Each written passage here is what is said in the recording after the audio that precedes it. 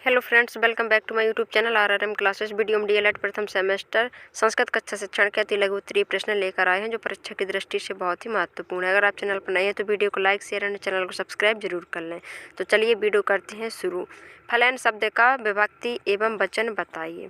फलैन शब्द में तृतीय विभक्ति एक वचन है। रमा शब्द का सप्तमी विभक्ति बहुवचन रूप लिखिए। रमा शब्द का सप्तमी विभक्ति बहुवचन रूप रमासु होता है। नेक्स्ट क्वेश्चन, उत्तिष्ठित, जागृत, प्राप्य, वरान्य, बोधित का हिंदी में अर्थ लिखिए। तो इसका हिंदी में अर्थ होता है हे मनुष्यों उठो, जागो और श्रेष्ठ पुरुषों यानी ज्ञानी का ज्ञान प्राप्त करो। नेक्स्ट क्वेश्चन, चाहिए के अर्थ में कौन सा लकार प्रयुक्त होता है। तो चाहिए के अर्थ में विधिलिंग लकार प्रयुक्त होता है। संस्कृत भाषा की वर्णमाला को कितने भागों में बांटा जा सकता है। तो संस्कृत भाषा की वर्णमाला को 3 भागों में बांटा जा सकता है। तो पहला है स्वर, दूसरा व्यंजन, तीसरा आयुग्मा है। नेक्स्ट क्वेश्चन, संस्कृत भाषा में पुरुष कितने होते हैं। संस्कृत भाषा में पुरुष 3 प्रकार के होते हैं, प्रथम पुरुष, मध्यम पुरुष, उत्तम पुरुष। आसपास की वस्तुएं जैसे पेड़, घर, बगीचा, पौधे को संस्कृत में क्या कहते हैं। तो पेड़ को वृक्ष कहते हैं और घर को गृह कहते हैं और बगीचा को उद्यान कहते हैं और पौधे को पादपा कहते हैं। नेक्स्ट क्वेश्चन, पशु पक्षियों जैसे कौवा, भौरा, पक्षी तथा कोयल के संस्कृत नाम लिखिए।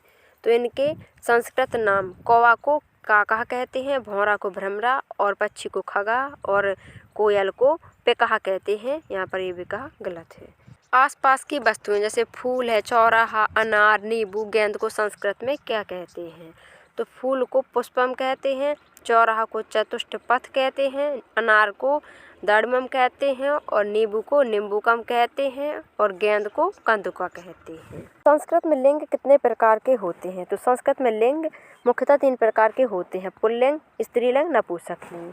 लट लकार का प्रयोग किस काल के लिए किया जाता है। तो लट लकार का प्रयोग वर्तमान काल के लिए किया जाता है। गम धातु के प्रथम पुरुष बहुवचन का रूप लंग लकार में क्या होगा। तो गम धातु प्रथम पुरुष बहुवचन का रूप लंग लकार में आगच्छन होगा। संस्कृत में वचन कितने प्रकार के होते हैं। संस्कृत में वचन 3 प्रकार के होते हैं, एक वचन, द्विवचन और बहुवचन। नेक्स्ट क्वेश्चन, बालकई शब्द में प्रयुक्त विभक्ति और वचन लिखिए। तो बालकई शब्द में तृतीय विभक्ति और बहुवचन है। नेक्स्ट क्वेश्चन, नवनीतम शब्द का हिंदी अर्थ क्या है। नवनीतम शब्द का हिंदी अर्थ ताज़ा मक्खन, कोमल, मुलायम, हमेशा नई। नेक्स्ट क्वेश्चन, निम्नलिखित में से फल सब्जियों के संस्कृत में नाम लिखिए। जैसे जामुन है, आम है, कद्दू है, करेला।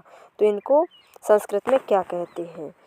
तो जामुन है उसे जम्बू कहते हैं, कद्दू है उसे कूष्मांडा तुम्बी कहते हैं और आम है उसे आम्र कहते हैं, करेला है उसे कठलिका कहते हैं। नेक्स्ट क्वेश्चन, भोजन की वस्तुओं को संस्कृत में क्या कहते हैं। जैसे चना है, मक्खन है, नमक है, रोटी है।